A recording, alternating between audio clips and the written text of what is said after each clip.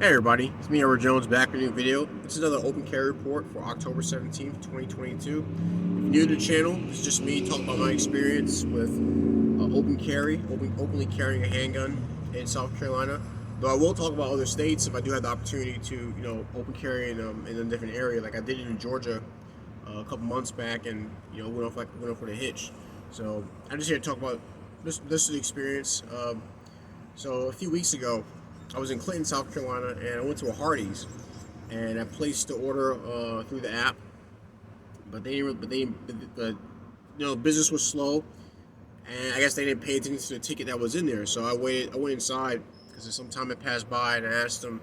I said my name. Member Jones, waiting for a pickup order, and they just saw the ticket, so they went and fix my food, and I was carrying my 1911 and my all leather duty rig.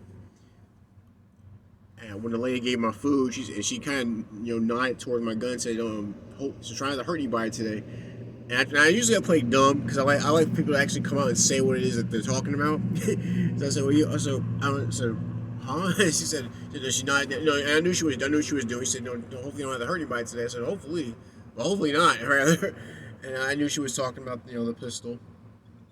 And so it stayed. Like I said, it was pretty peaceful. Um, Before that, I was at a pharmacy. I was at a Walgreens. I was picking up a prescription, and as I was waiting in line, the register next to me opened up. A lady with her son, they walked towards that counter, and I was looking around my peripheral. I can see the boy, playing around, as little boys do. But he took one look at me. I was carrying my 1911 in my circle holster, and he stopped, stopped in his tracks. And I knew why he stopped. I thought it was kind of funny, just seeing just the presence of the gun got his attention. He stood by his mother, and he was like, he had a toy in his hand. He was kind of just, kind of hiding beside her and looking at me, and I could feel him looking at me. So I just looked over to him. His mother was, talking to the person at the counter, and I said, "It's the first time I've ever seen one in real life." He nodded up and down. I just smiled and laughed at him. um, So every now and then, it may get it will get kids' attention. Usually they don't pay much attention to it because I think they're into their own little world. They don't really notice it, which happen a lot with adults. They don't really notice.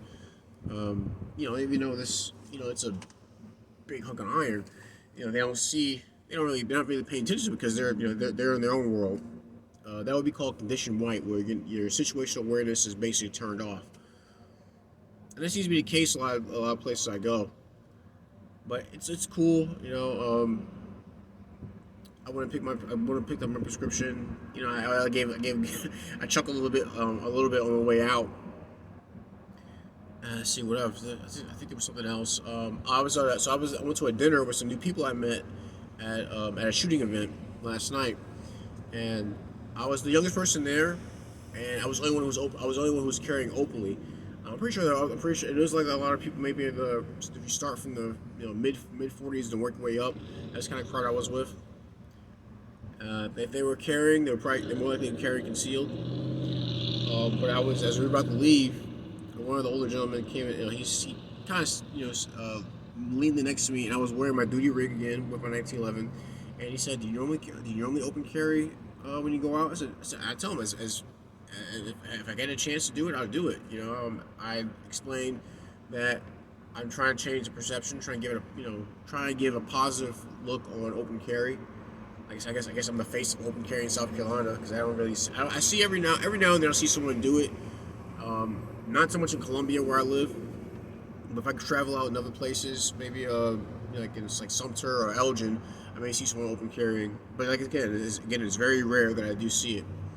Um, Shout out to TAC Medic. He's around Myrtle Beach, and he leaves good comments on these videos.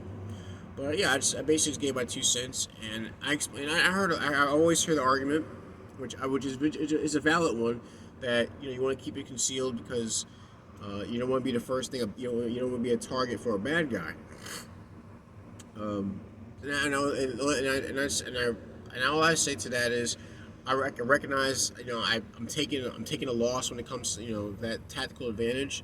So what it costs for me to do is just have my situational awareness, up and running. So always just looking around, what's going on around me, listening for strange sounds, things like that. Looking out for strange people, and that's it. But that's it. Nothing eventful. Usually these are pretty boring videos because hardly anything ever happens. I try to go out as much as I can. I try to carry openly as much as I can, which is probably like, I don't know, maybe 98% of the time I'm actually out in public. Um, but yeah, that's it.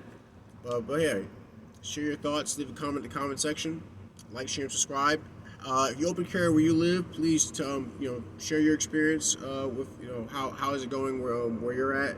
Especially, I know a lot of places have become a constitutional carry, which hopefully we'll get into here in South Carolina. I don't know. I'm pretty sure many people will continue to conceal carry, but I'm always interested in hearing people hear people's stories about openly carrying where they're at. Any gripes, complaints, send me a PM. I'll see if I can do to address them. That's my video. So the open carry report for October 17th, 2022. I'm Edward Jones. You guys take care. Be safe. Stay strapped. And God bless.